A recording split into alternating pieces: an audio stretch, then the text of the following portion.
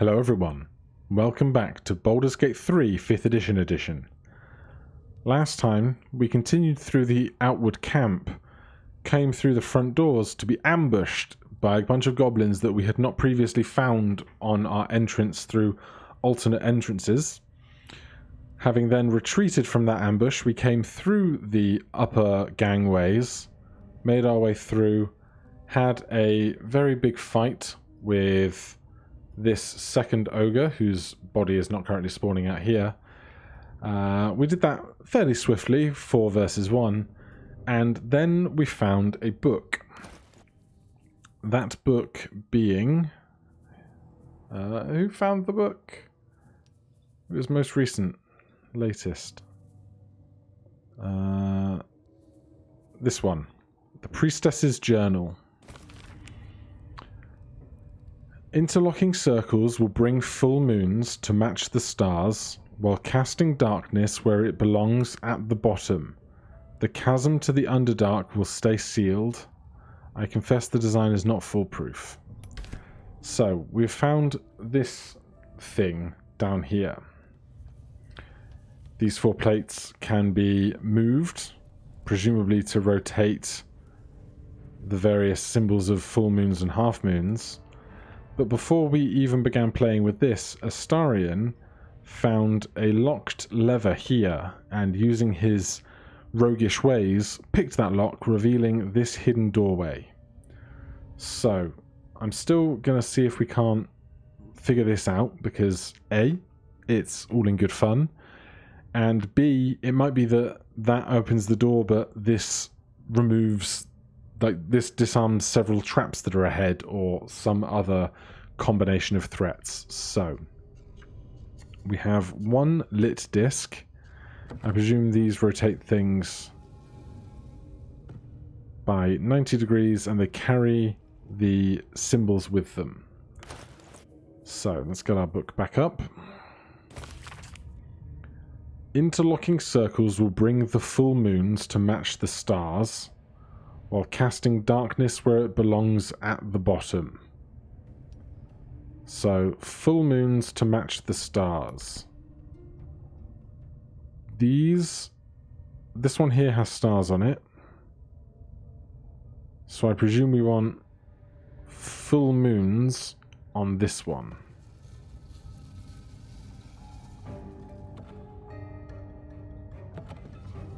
This is going to take a hot minute, isn't it?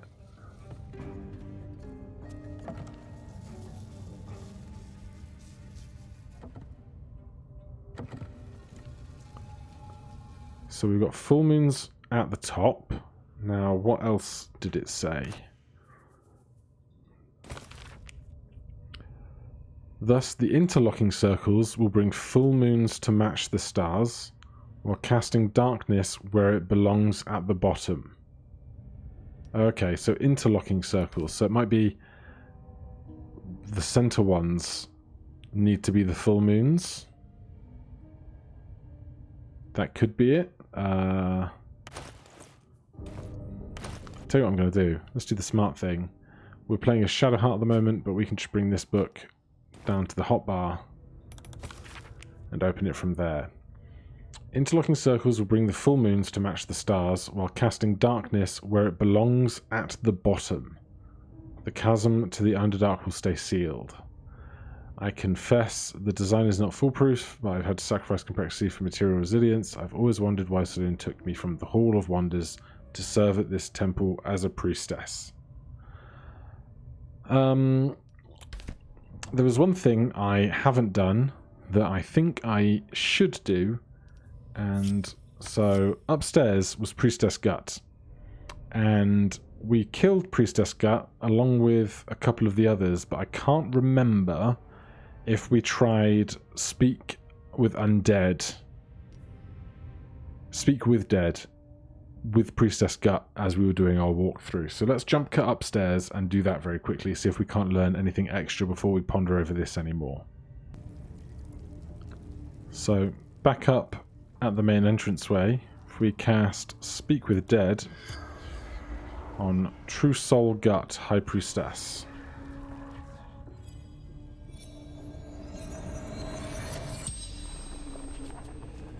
corpse regards you lifelessly. Where do you keep your valuables?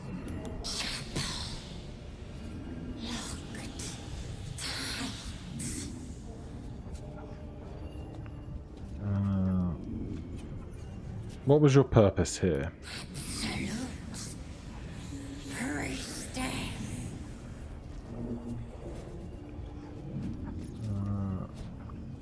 Who killed you?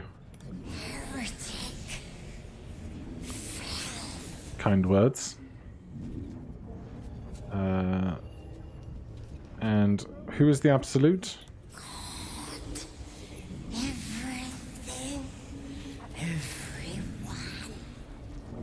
The standard religious model. And what happened?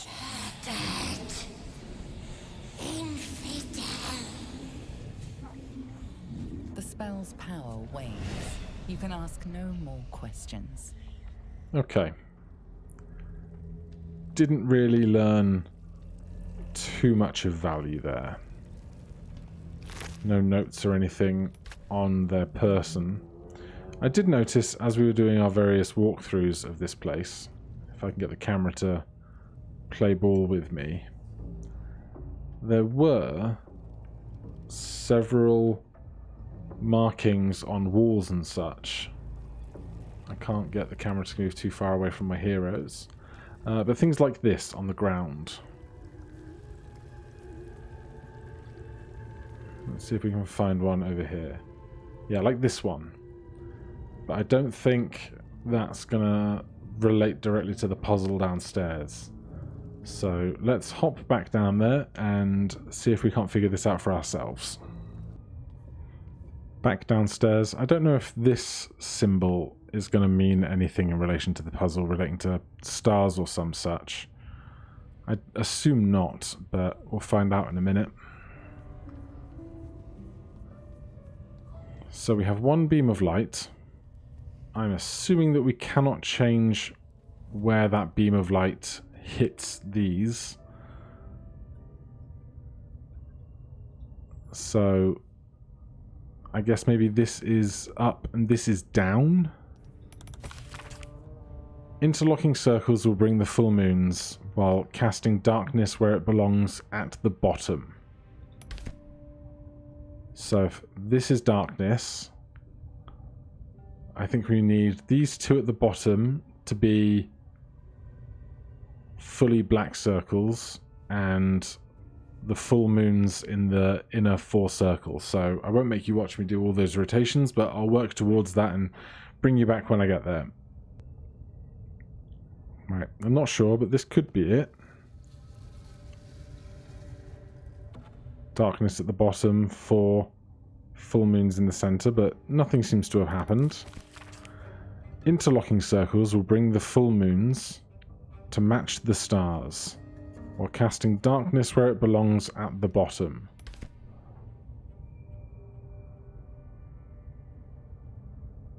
Now, I don't know what the matching of the stars means. And I feel like this is going to be one of those puzzles where either it's staring you in the face and you see it, or you never do and you don't. Because it could be full moons at the top in the light.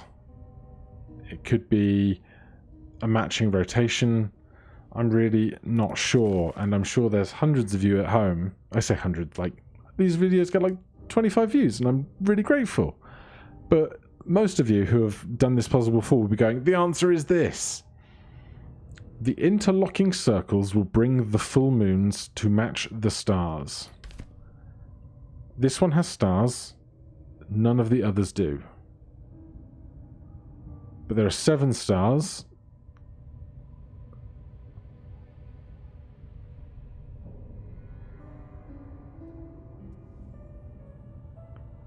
All of the half moons orient outwards, and there are 4 of them. So maybe it's full moons in the light, half moons on the outer edge, and dark moons at the bottom. Let's give that a go. So if it's full moons in the light and no moons in the dark. This would make it all match. It's not that. Perhaps the full moons need to be on the one with the stars. Let's reverse this whole arrangement. So it took me a while, but we've reversed the entire pattern. So now if it's darkness above and full moons below, this will tell us if it's the solution.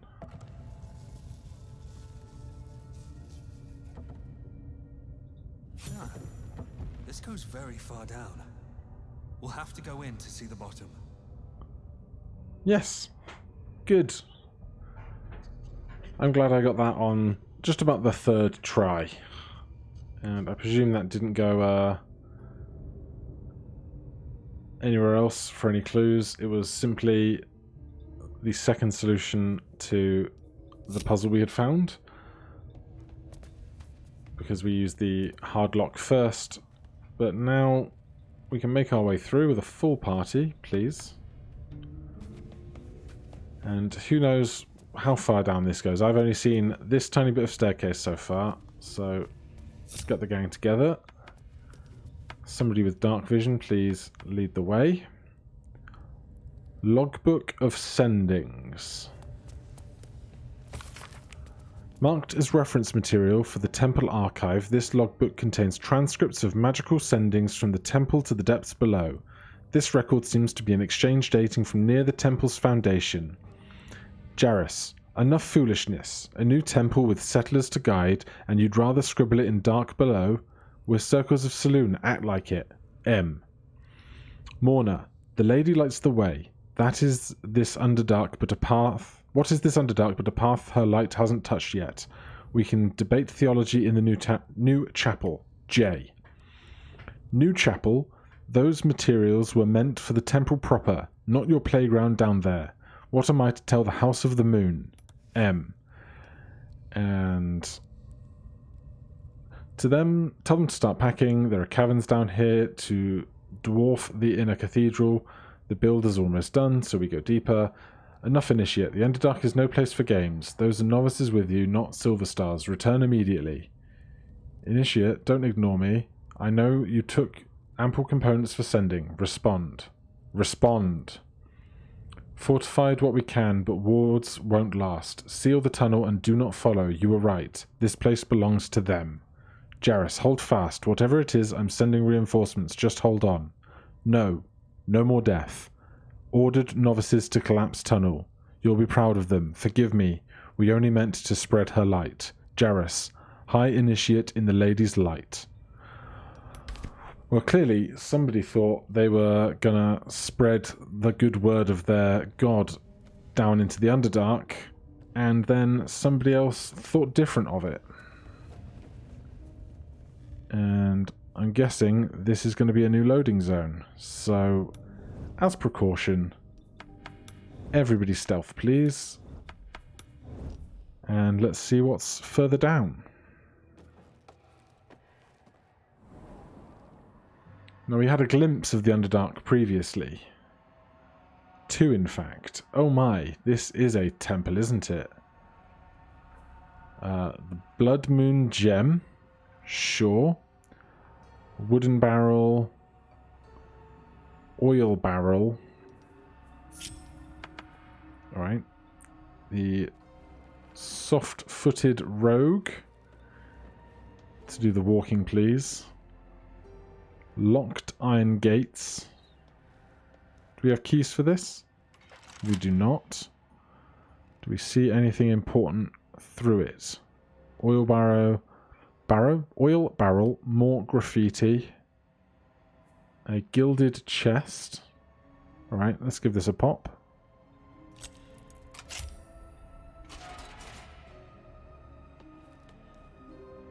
No weapons in these weapon holsters. Scroll of Speak with Dead and a silver necklace. More stores to the other side. Iron candelabras. The other side is already open. We'll peek that as well.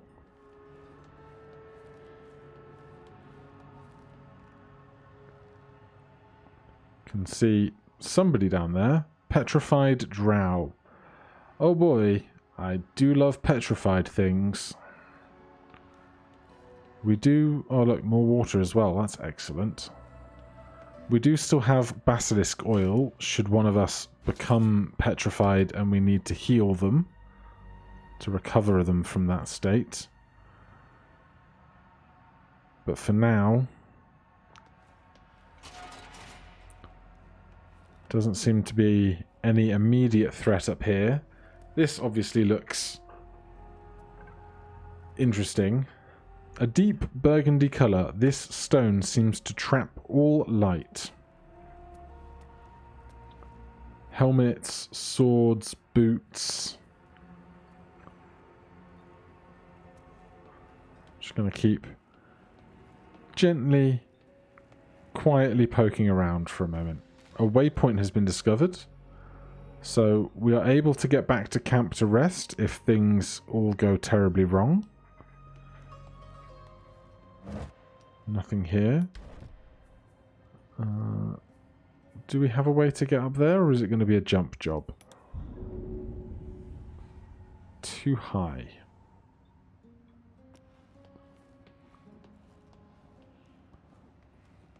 And a fireplace that gives the animation for moving through one location to another, the same as the two cogs when you click the ancient rune circle. Potion of healing is very welcome. Bellows.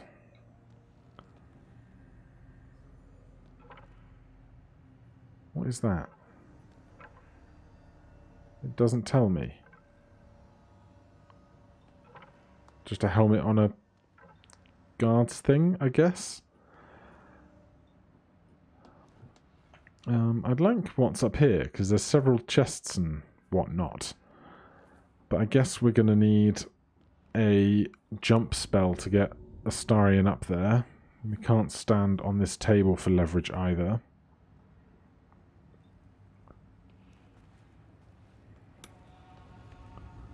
Well, we'll drop the crouch for a second, because there don't seem to be any creatures nearby.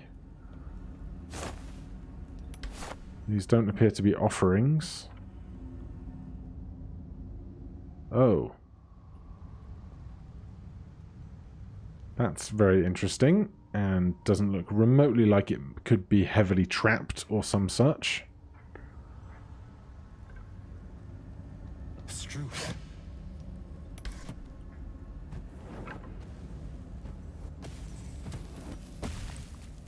Oh, okay. They are fire-spewing, rat-killing laser bolt things. Good to know.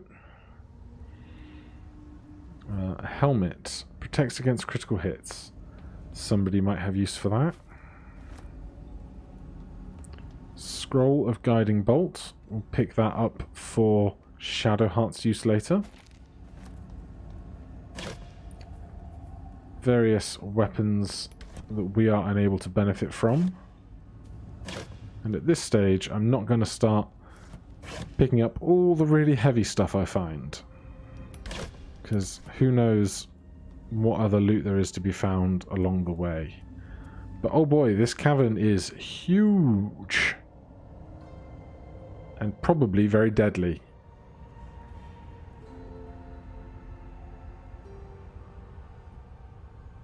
If we wanted to, could we jump? We could jump down there. We could jump down there.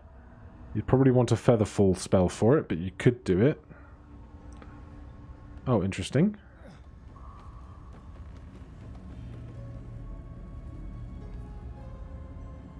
A long deceased guard, it seems. This place is dark, but the lady's light shines yet. Just as the drow had almost broken through, Jarrus rallied the last of the initiates and charged forth. For a moment, the cavern shone with Saloon's own brilliance. I'd have gladly gone with them, wound or no, but Jarrus bade me stay and hold the grey gate until his return. I am to keep the records too. I'll save space to write of his victory. It's been days, hours, since we collapsed the tunnel. They were supposed to return after the battle. I cannot dig it out on my own. My eyes won't get used to this darkness, but I can hear them stripping the dead. I'm sorry, I haven't learned the death rites yet, but I will hold the gate, I promise. This final entry is barely visible, more faint scratches than legible writing. Sorry. A selenite key and a single gold piece. And with that, we will end today's session.